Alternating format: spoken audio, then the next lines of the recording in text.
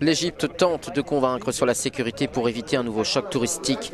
Le pays des pharaons ne s'est jamais vraiment remis du terrible attentat de Luxor en 1997 où 62 personnes avaient été tuées, dont 58 étrangers. Notre correspondant au Caire, Mohamed Chak Ibrahim, a rencontré Mahmoud Zaher, un ancien membre des services secrets égyptiens, pour faire le point avec lui après le drame de l'avion russe parti de Sharm el-Sheikh.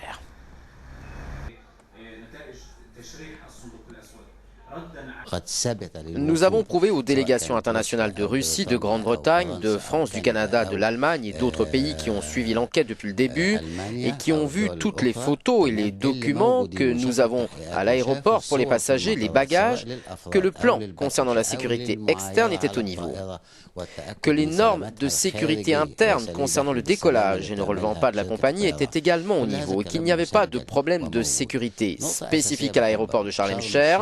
C'est un point essentiel. Les normes de sécurité internationale ont été testées par ces délégations.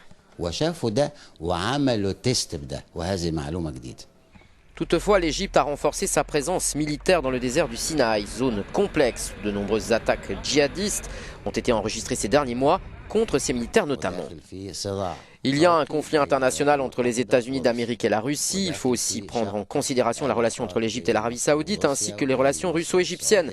Tout cela fait partie d'une conspiration des groupes terroristes pour frapper le tourisme en Égypte.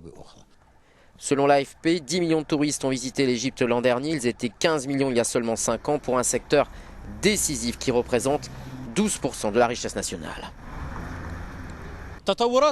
Les développements de la position égyptienne après les déclarations britanniques et américaines se matérialisent ici par un renforcement de la sécurité dans les aéroports égyptiens. Mais les autorités du Caire affirment que cela ne représente en rien un indicateur quant à la piste possible d'un attentat comme cause du crash de l'avion russe. Il faudra pour cela attendre le résultat de l'enquête, dit le Caire. Mohamed Chak Ibrahim, Euronews, Al-Qahira.